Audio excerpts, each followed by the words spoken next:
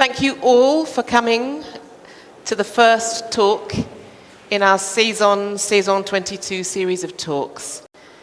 It's wonderful to be back in Accra, back in action, and back with a great lineup of events.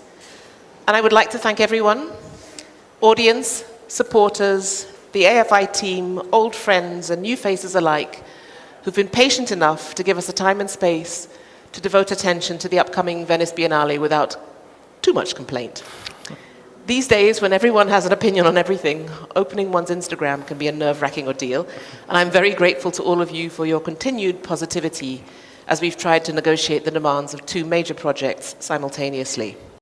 So tonight's lecture is by the acclaimed, globally famous architect, Christian Benimana, who flew in from Kigali this afternoon.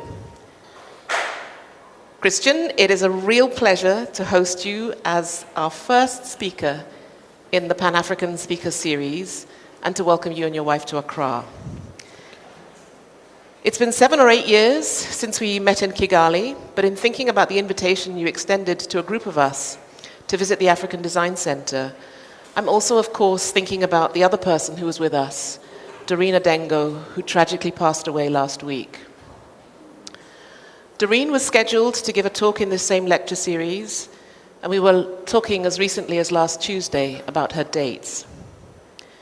So if you'll allow me, I'd like to take a few minutes of your introduction, Christian, to say something about Doreen, which will be a feature of all our lectures this season.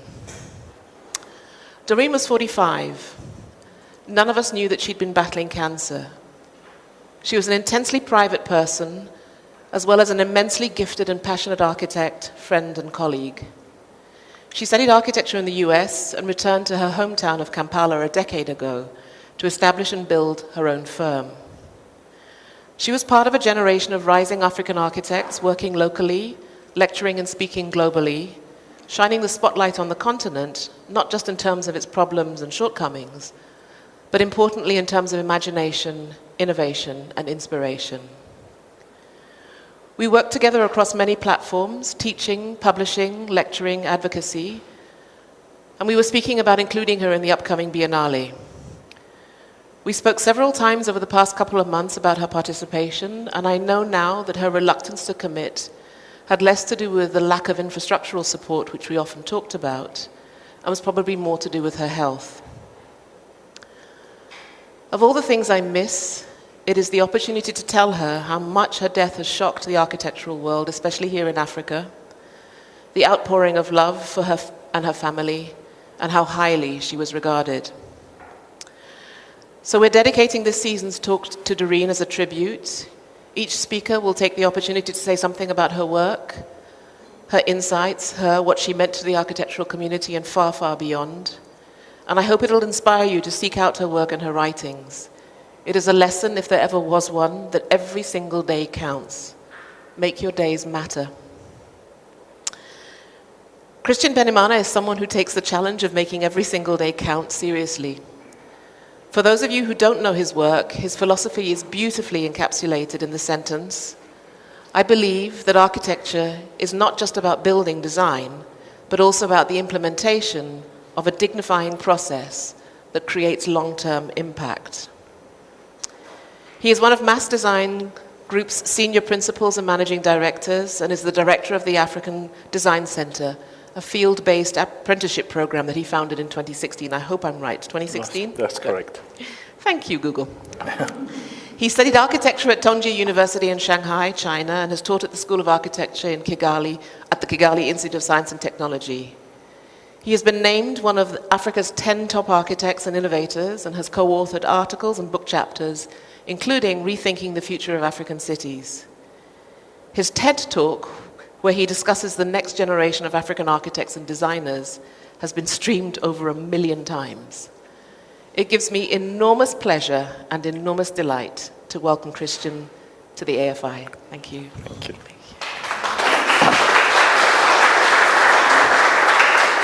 Thanks.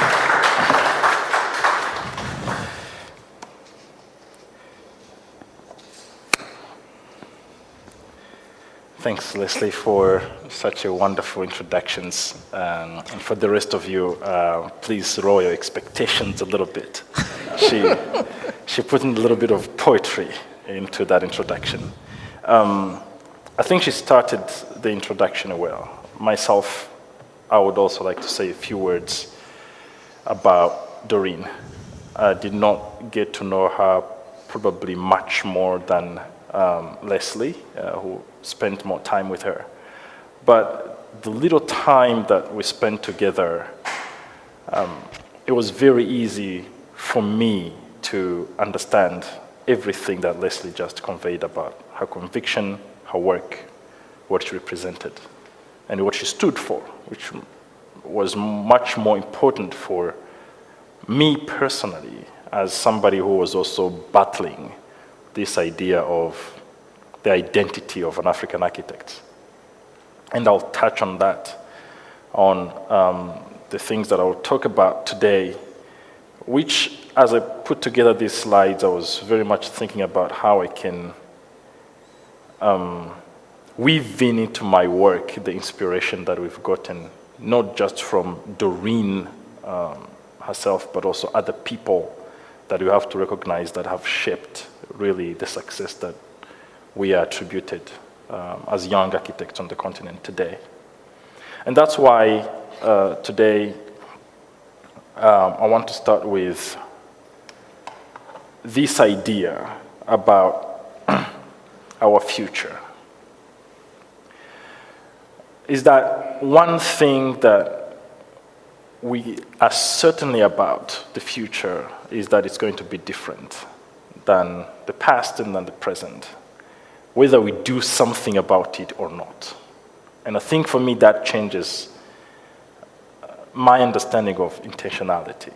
And tonight I'll try to talk about intentionality. And before I dive into our work, I really thought the only single word tonight I could use to describe who Doreen was. She was a person who was very intentional about what she did and what she didn't do. She was very clear about that. And I must confess, it's something that I learned from her more than many other people that I've learned the same lessons from. She was very intentional of where she applied her knowledge, where she applied her skills, and where she went, what she did, who she did it with. She was very, very clear about that. So tonight, I'll talk about the importance of this commitment to doing things intentionally from an architect perspective. But before I start that, I will talk a little bit about total lack of intentionality, which is my journey to become an architect. I did not plan it well. I was very young. Quite frankly, I just knew I wanted to be an architect. I didn't know why, and I'm not ashamed to say it. And my journey to study architecture took me to this great city, Shanghai, in China. Again, my first time to know anything about China, regardless, not knowing anything about architecture. But for some reason, it happened to be one of the greatest things that probably happened to me on this journey of trying to understand that I did not know my identity and I need to find out what my identity was, because I got thrusted into this place that stretched every angle of everything I hold to be my ideals as someone who came from Rwanda. In China, they didn't speak the same language I spoke, they didn't eat the same food I ate, they didn't worship the same gods that I thought we should worship, they didn't commit to social norms that I was used to. Nothing that has formed my world in my previous 19 years was true or was real in this place.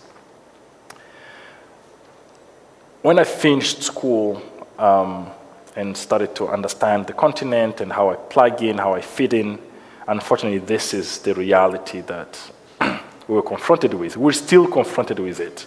I won't bore you with statistics. I have a lot of slides to go through. I'll save you the numbers. but I'm pretty sure everybody here is aware of the challenges that faces the continent. Plus, I think it would be good to fast forward and talk about exciting things and not to make everybody sad tonight.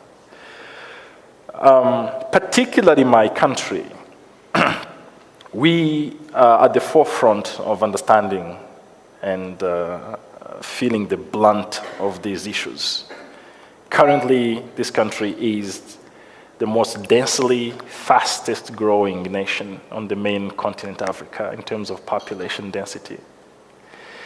Which means that it presents this unique opportunity that if we could figure out a way of solving some of these challenges, if we can successfully become this laboratory of innovation in solving some of these challenges, we can become this model that can help the rest of the continent start implementing these solutions ahead of time. Because as we are already pushing the boundaries of what is possible before the entire system collapses on itself. And for the past 12 years, I would say that's what our practice, that's what our work has been focusing on. We've been afforded the opportunity to work with leaders in the country that understood this and gave us the opportunities and the support to be able to act on that. Today I'm going to speak very briefly about these two medical doctors who has very much shaped how we started as a practice. On my right, which will be your left, is Dr. Paul Farmer. Late Dr. Paul Farmer, because he also passed away early this year in Rwanda, actually. And on the left, my left, which is your right, is Professor Agnes Binagwaho. When we started back in 2007, Professor Agnes was the Minister of Health in charge of rebuilding the nation's health system following the 1994 genocide, which saw like every kind of like aspect of the country decimated completely.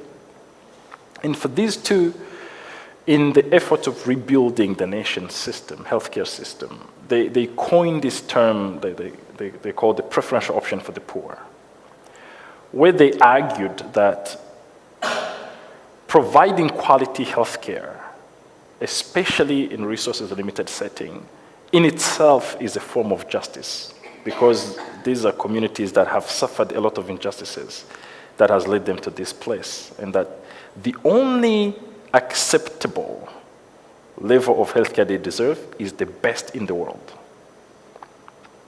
And they lived by that, and they shaped our practice when we started working with them on a hospital project in Rwanda. They forced us to imagine what an architectural process that can create such architectural work would look like. They forced us to reimagine our entire practice and think through these systems thinking. Like them, we wanted to have a mission for every project we do. We wanted to understand what you're trying to achieve, because it was inspiring to see the clarity with which they spoke about their work.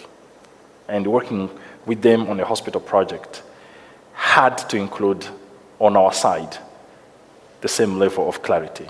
So having a very clear mission that you can transmit to other people was imperative. They knew exactly where they worked and how they want to work in those contexts. They often joked that the most valuable people in the organization at that time were the drivers of cars, because they were the ones that were going to these remote communities to pick up very sick patients, bring them to hospitals. They say they provided a service that is beyond driving cars, that is beyond being nurses, that is beyond being counselors and psychologists for these patients. They will talk to them so they don't die on them on the cars to the hospital. That's a time where the healthcare system in the country did not have ambulances. So as architects, we understood that it's important to understand where we work, be able to ask the right questions. Because if you ask the wrong questions, it doesn't matter the type of solutions you come up with. And they pushed us to justify why architecture has a place in healthcare. Why? Why do we need a beautiful hospital? Why do we need an architect? Why do we need to think about these things for 3-4 months? Why can't we just start building? And searching for that proof became something we committed to. We need to understand the impact of our work. We cannot just go around the world trying to do things without not understanding our impact. And of course, investing upstream. They pulled us into conversations that normally architects are not part of. Most of the time, we're happy in the practice to receive an Excel spreadsheet of a schedule of accommodation of what someone wants to do. We get to work, produce plans, and then give them the building, and they leave. But they didn't want to settle for that. They asked us questions about healthcare and community and building with local materials and local people. They asked questions that we were not comfortable before talking about. So trying to pull our work a little bit upstream before we get to the Excel spreadsheet with room of accommodation is something that we understood from them. Like being very clear about who our work is going to benefit and what it's going to cost. And then the last one is this idea that our work is not just a nice to have. It's actually an integral part of delivering this justice that they were talking about. And it should live up to that level of rigor and delivery. Normally, talks about what I was just talking about, like the phases of the project and where architects normally get involved, and then we walk away. But really what these two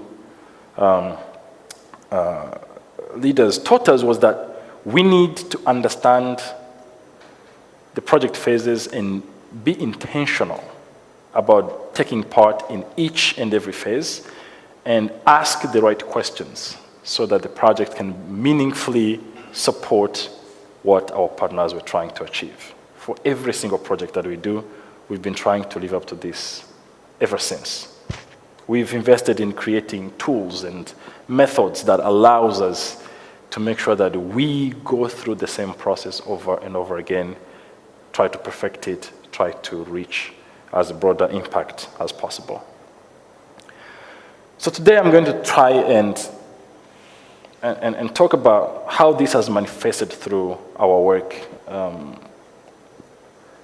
through this expanded understanding of what health means to us as individuals, as communities, as a planet.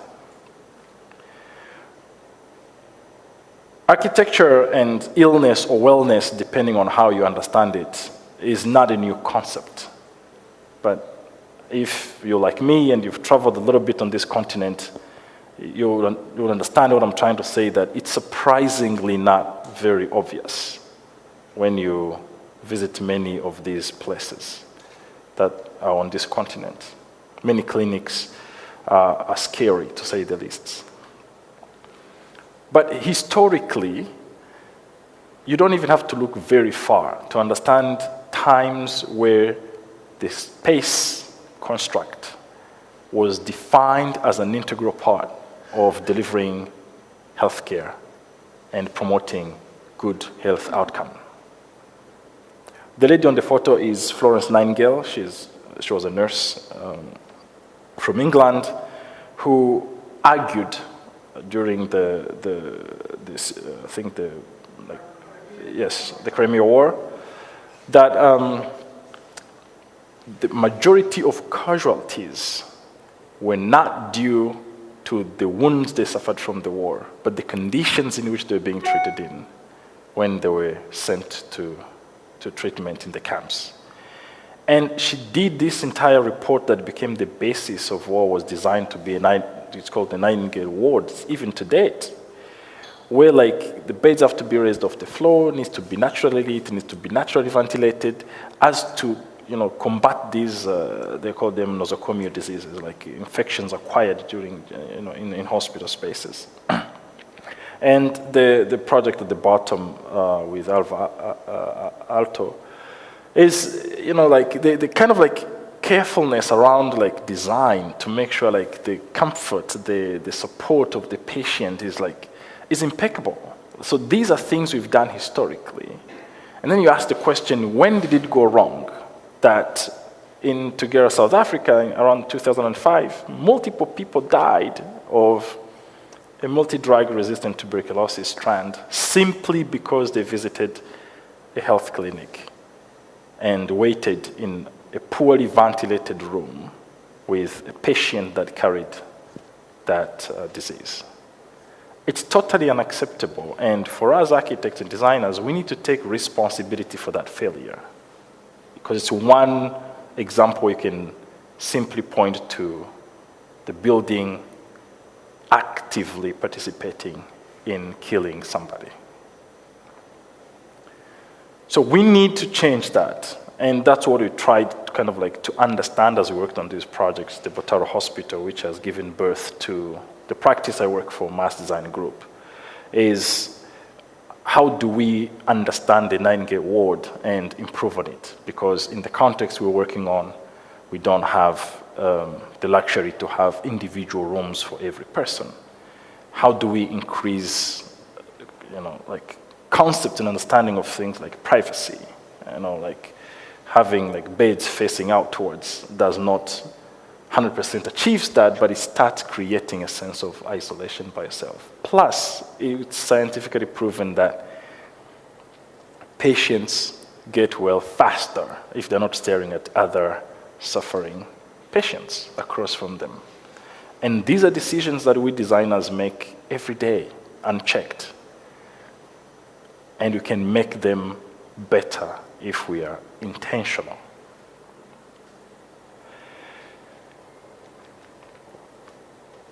Back to the questions of hospital-acquired infections.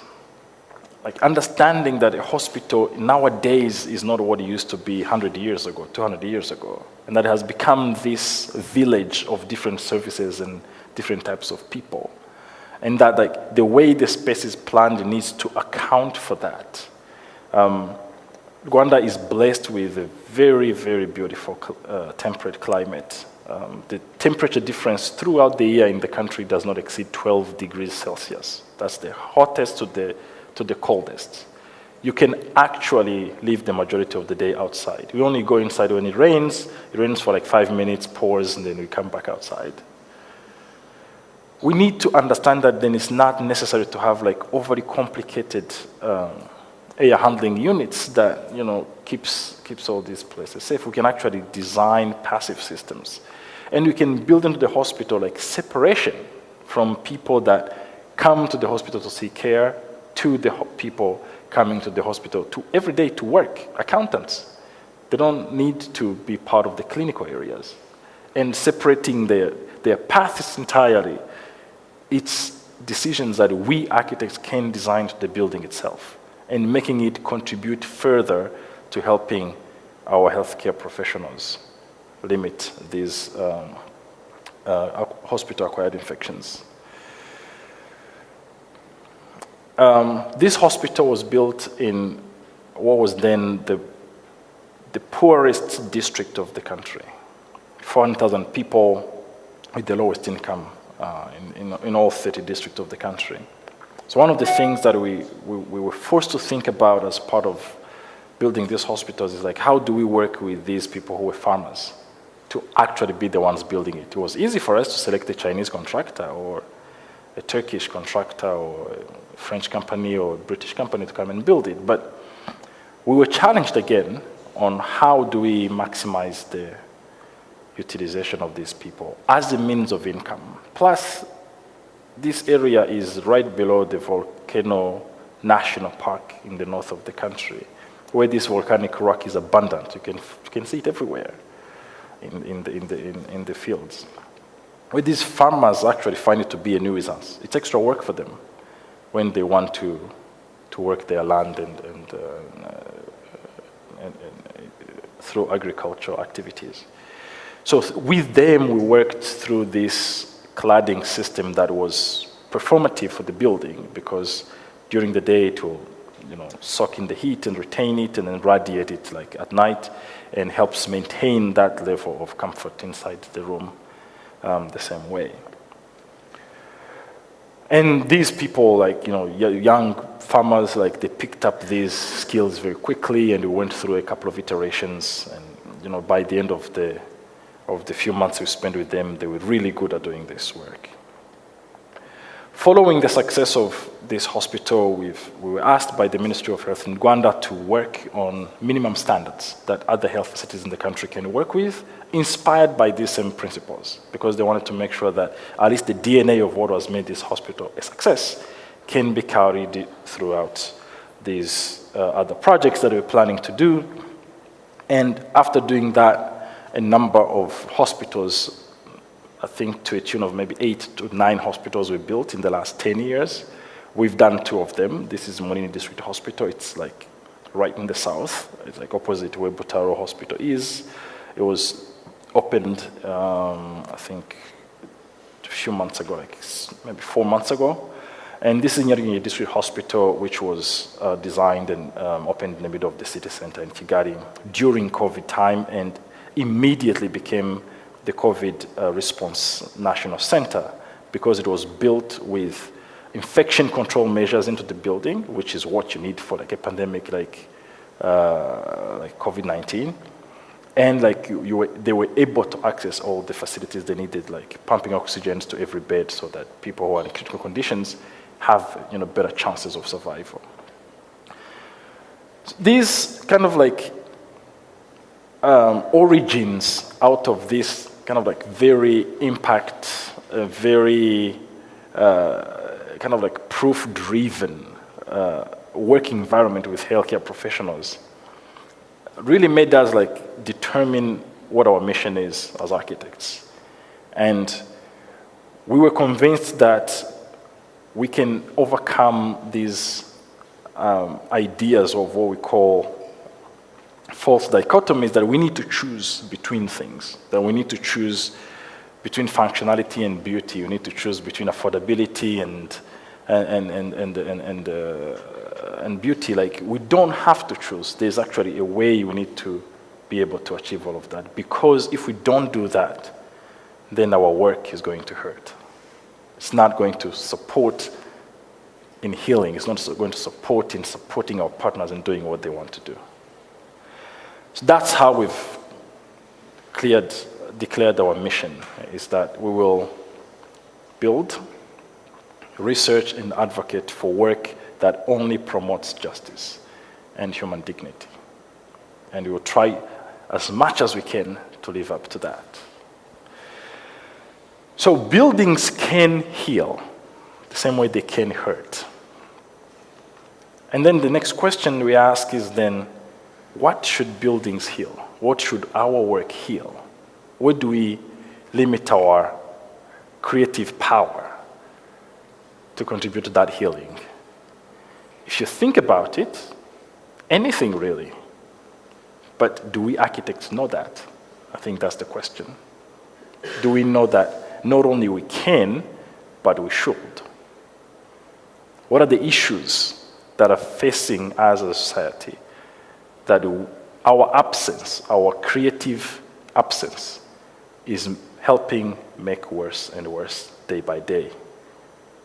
And therefore we need to act, we need to participate, actively participate in solving these issues. Not just taglines on our websites or big concepts that people don't understand, and that we talk about sustainability, social architecture, all of these sort of things that we don't really drill down and understand what we're trying to do. I'm going to talk a little bit about what in our practice we define as social epidemics. We worked on this project. It's called the Gun Violence Memorial. It's exhibited at Chicago National Building Memorial. The reason we worked on it is because we had finished a project in Montgomery, Alabama that I'm going to talk about in a short period of time, and people came to visit. And we met these fantastic people that told us that in the US, they count an average of 700 gun deaths per week. Yes, that's what we said when we were told that. 700 people on average in the US die by gun violence every week. And the data shows that at least 44% of Americans, 44%, almost half of the entire country, know someone that's been shot by a gun. Now, when you talk about these numbers, it's easy to think about them as statistics, like just numbers. Yes, they're staggering, but as the numbers become bigger and bigger, you forget that these are people that we are talking about, that it's a plethora of characters and potential and, good and bad habits, people, full people. And one of the challenge was, how does architecture help, maybe not solve this issue entirely, but how does it help reframe how we understand the issue?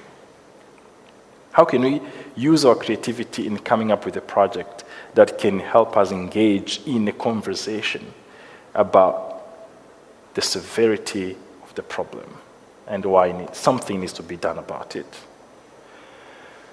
So we collaborated with grassroots organizations that exist in the US. There are many which I also did not know about, but there are a lot of people that are doing groundwork on this.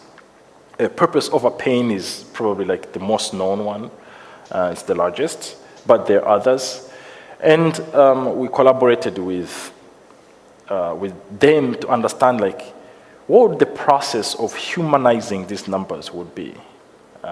And this idea emerged of families providing a piece of something that these people owned, something that makes you relate to them as a human. And the process of collecting those items itself became part of the project, because it's tedious work, it's emotional work, that we architects very simply are not trained to do originally. But we had to commit to it so that it can inform the outcome of the project. And then the question becomes, when people give this item that they hold dear, how do you valorize it? How do you protect it? How do you use it to spark that conversation? And we came up with this idea of creating a small house built with the number of bricks that represents the 700 deaths per week in the United States. And each brick would contain an item. And this would be a living project. As nothing gets done about this problem, these houses will continue to grow, unfortunately.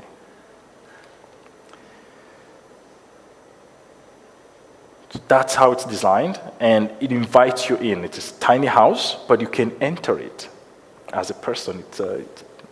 It shows you the scale. It engulfs you as a human. It immerses you into the center of the problem. You have to be confronted with all those lives. And you need to understand that until something is done, those houses will continue to grow and be built. So it's a living project. It's at the Chicago Biennale. It was exhibited. We hope it can go to multiple other cities. We hope it can have a permanent place in the United States. And we hope its ultimate success will be that something will actually be done to stop this. Otherwise, the United States can be filled with these buildings and not people. And architecture can help heal trauma.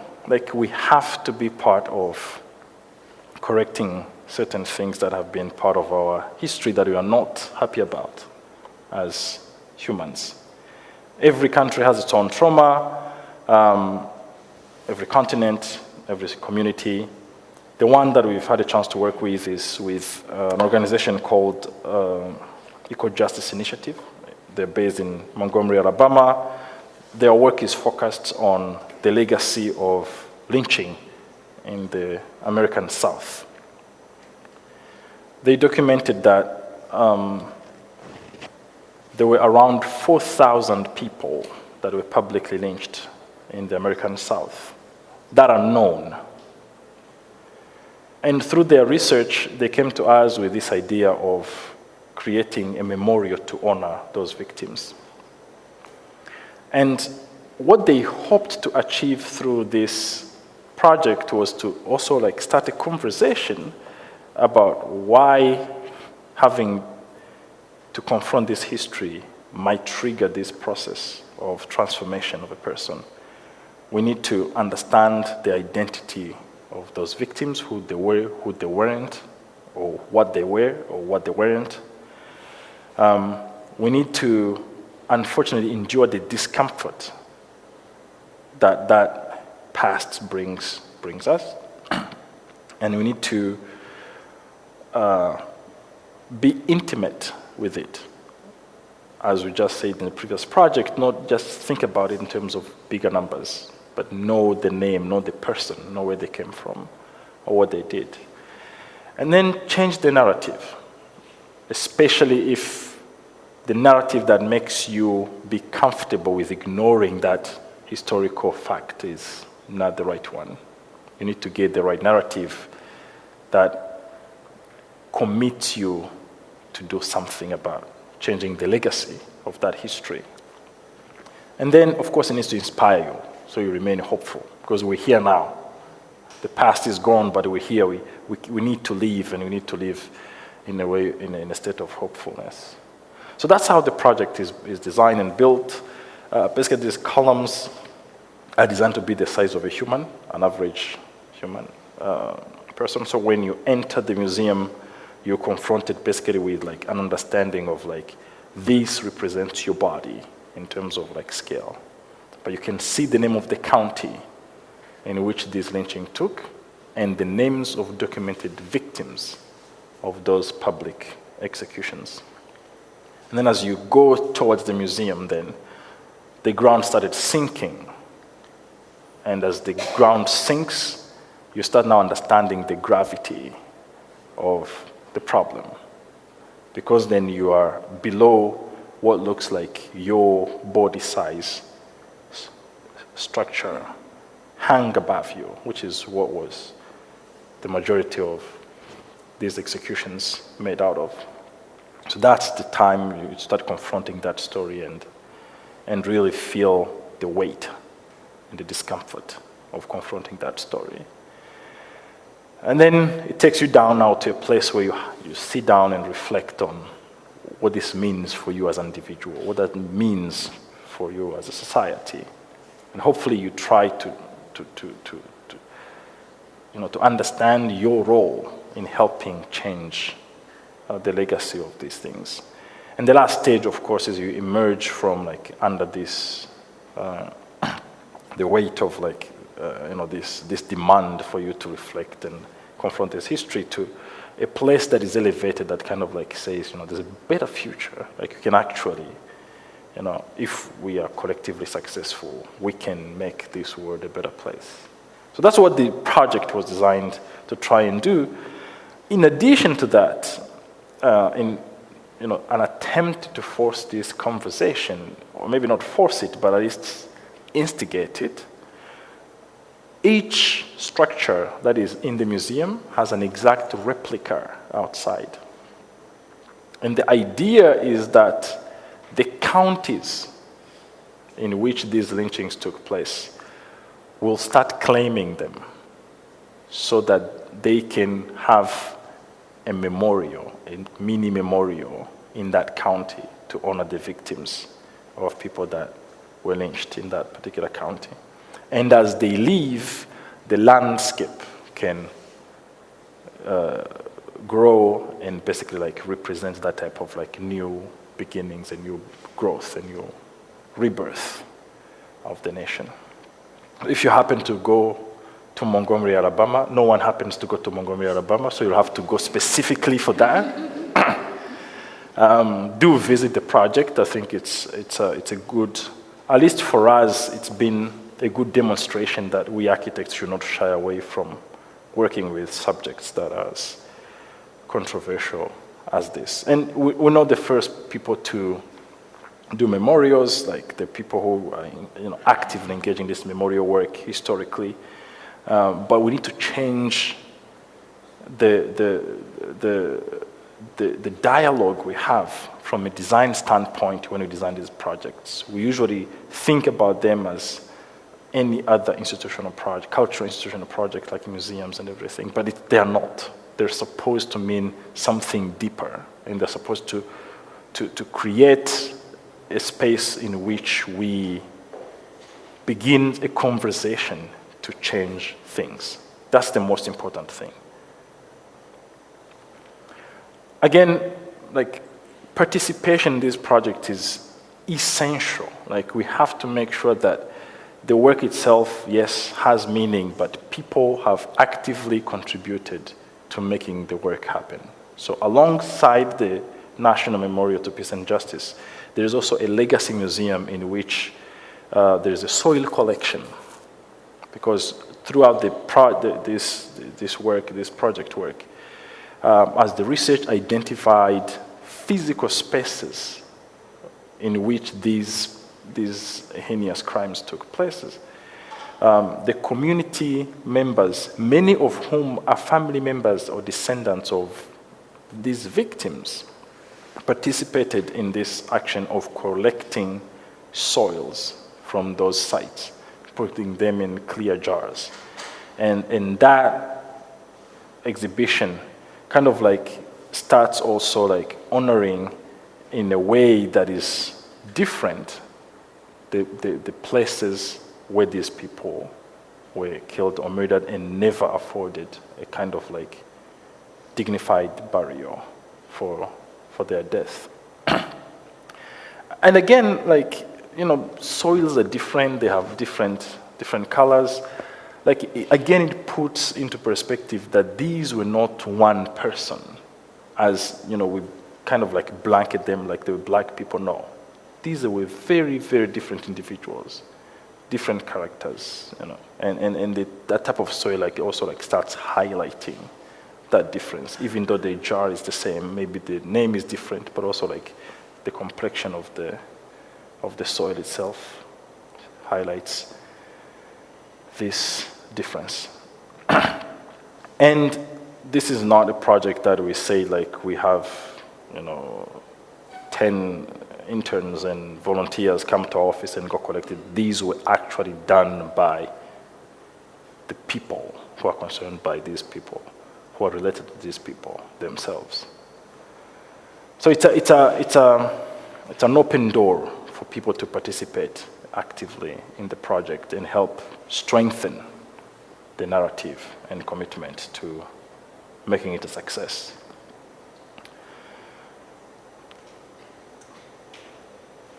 We believe buildings can contribute to the health state we acquire when we are hopeful. And that's particularly true here in Africa. Hopelessness is one of our biggest challenge, according to me. We create situations in which the most creative people, the most dynamic people, the most inspired people just give up. They stop doing things. They stop trying. But there are other people who do not stop. There are other people who really keep pushing and trying. And Fred Swanica is one of them. I don't know how many of you are familiar with his work. He founded Africa Leadership Network, Africa Leadership Academy, and Africa Leadership University recently. We've collaborated with him on a project for a campus, a university campus in Rwanda. Their work is focusing on solving a very simple issue: higher education for Africans. And what they argue is that with the population increase in Africa, it's impossible to think that we're going to be able to educate the youth on the continent through formal education. And that the model of higher education needs to change, because if you look at the most prestigious university like Harvard or Oxford or Stanford, and the amount of time it took them to build the campuses they have, to have the infrastructure they have to be able to process, I don't know how many thousands of students per year, the math does not add up for Africa. But the challenges we faced don't change, they don't wait. So we have to do something so that people can get ready faster and be able to tackle those challenges.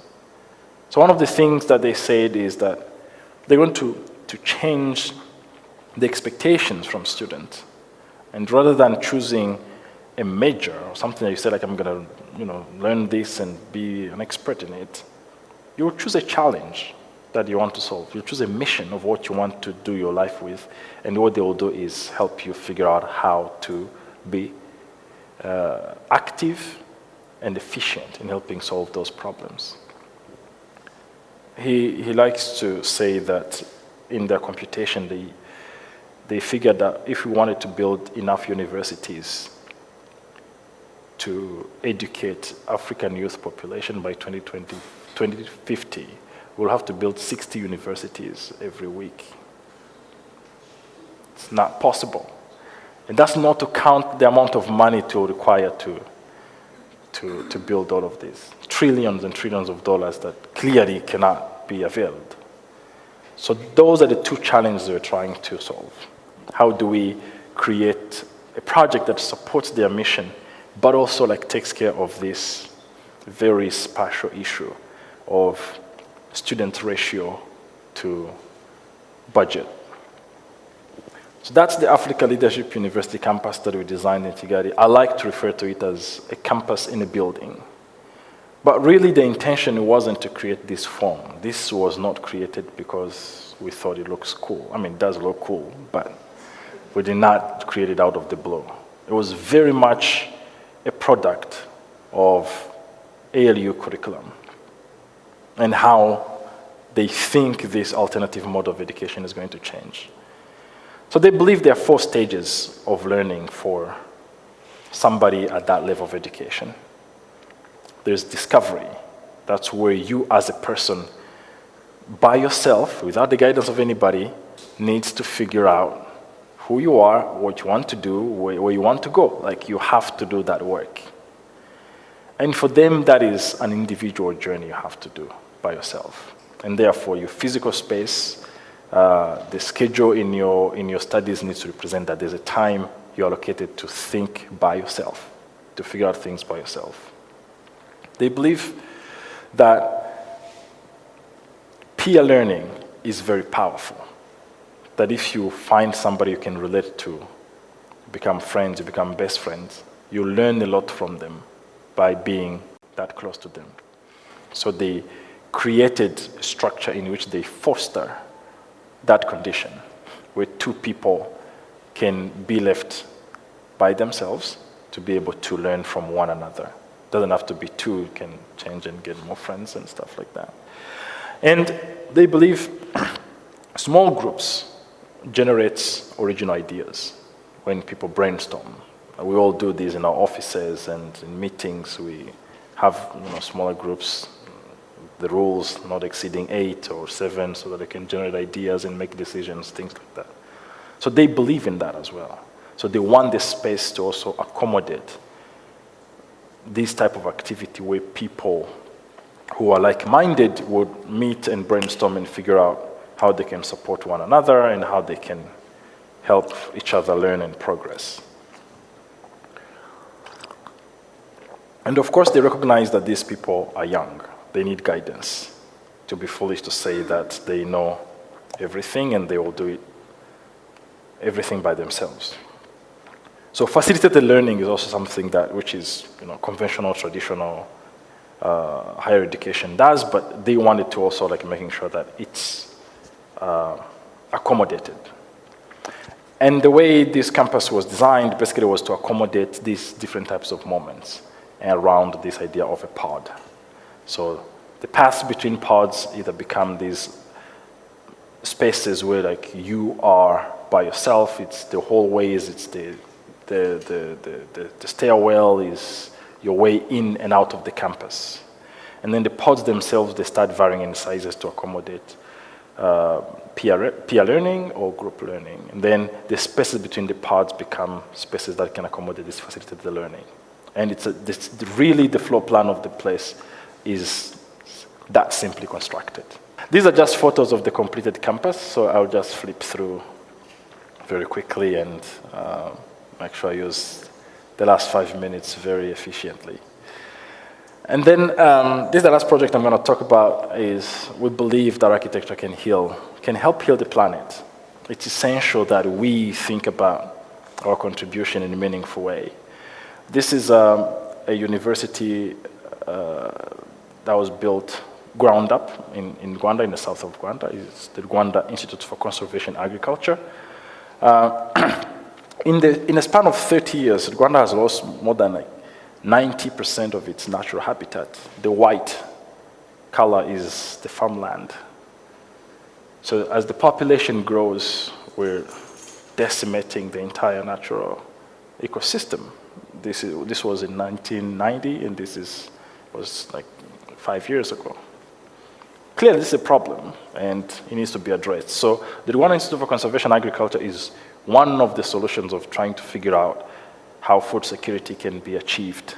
And because the mission of the campus was conservation agriculture, we needed to figure out a way the architecture, the campus itself, supports the idea of conservation of the natural habitat as much as possible.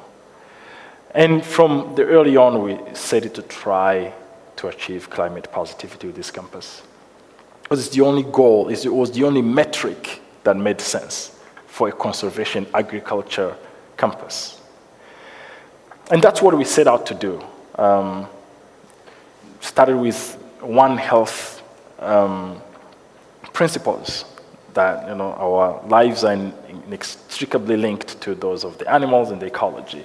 And therefore, whatever we do needs to balance all those three. Of course, we went to thinking about sustainability. Of course, we need to think about Operation Carbon, but why must we insist and double down on the embodied carbon? It's because our industry contributes a lot of green gas emissions. And if we are to achieve the target we've set as the world, we're not going to change that by becoming carbon neutral. We need to be more radical and aim for climate positivity. It's very important. And we did invest a lot of time in trying to understand that, like building systems that are common in the country. What do they represent on the left? And we took the number, then we said we need to divide that by 2. What do we have to do to achieve that? And then that's what we did. We tried to go back to the basics, like, do we have to build these foundations with reinforced concrete, or can we go back to stone masonry? Do we have to build these walls with cinder blocks, or can we use mud blocks? Like, how do we reduce this to half? So everything we did, we'll just plug into that. Up to the furniture. For a campus of that size, it's 69 buildings in total. We had a budget of like $2 million for furniture.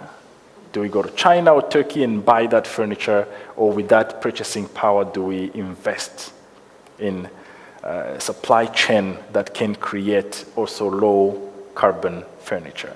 Which is what we did. We went around, found who did what, and tried to create a line of furniture. Timber construction. We don't have a very sustainable timber industry in the country, but we believed that if we could substitute a lot of steel and cement into these buildings, we have a chance of achieving that. But still, we had to make sure that this campus can live up to its institutional status. So it needed to be impressive and well built all the things that our client cared about. So we set up a plant, we produced all the blocks, which later we started working with the Rwanda Housing Authority on standardization of mud blocks so that they can now be used as part of the construction in the city, because before it was forbidden, because it's not durable materials, they said. But hopefully that is going to change. The campus also, I'm going to gloss over this, has its own solar power plant. It's 3.5 megawatts. So it's completely off-grid, the same way its water system works in terms of water supply and then wastewater.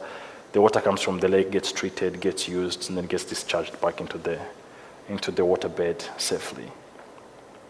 I can talk about this project. We did a lot of things. We went to find local crafts people that normally did this basket you sell to tourists for $5 or $10 and figure out how we could build these into some of the things like the back of the chairs so that these cooperatives that had like a turnover for their work of like, I don't know, $5,000 per year can go to like $25,000 per year, which is like an economic empowerment. We worked with people who work with glazing and clay. Also we're creating like cups and plates for their businesses. And because our thinking is, if in Africa we're building all of this space, there's purchasing power in that industry. And if the people on the continent that have the skills to do things are not participating in that economy, then what are we trying to achieve when we say our countries need to achieve middle income status by I don't know when? Like, we're lying to ourselves. There's no way the second most employing industry after maybe second or third, depending on the country you're in, it's agriculture, manufacturing, then construction. Like, that's it. So if those three are not like utilizing that creativity and that workforce to the maximum and giving them these opportunities, most of these global goals we have, like sustainable development goals, we'll never be able to achieve them. Like, we have to be very honest with it. So when you're presented with these type of opportunities, that's what we as a practice, we try to really, really push and see if we can achieve as much impact as possible.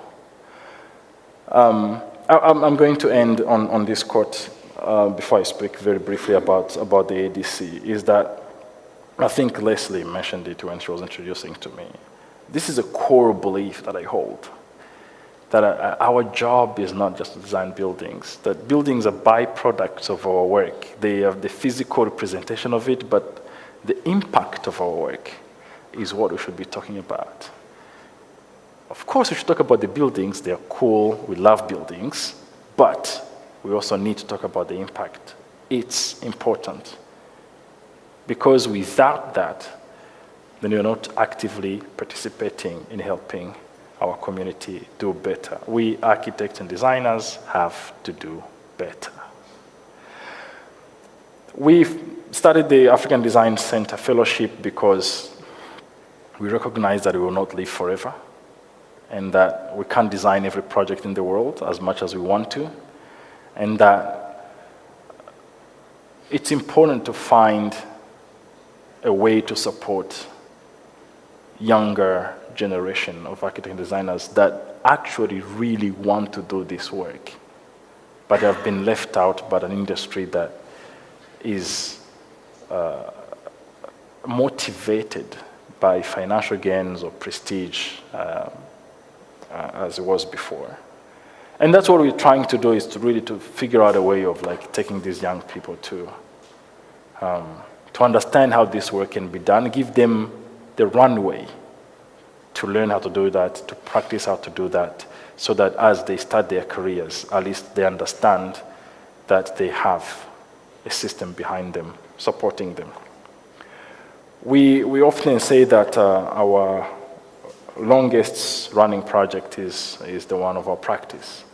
We believe that the architectural practice, as currently structured, is not well structured to do all of this work. We are going to bankrupt ourselves if we continue to do this way. We need to find an alternative model of practice that allows us to do this. We need to change culture. We need to change the conversation we have with clients. We need to change priorities we discuss with our communities. We need to change how we understand ourselves and our role in society. There's a lot we need to change internally before we can change the world out there. So we need to start from there, then we have a shot at changing the world. I'll stop there, thank you.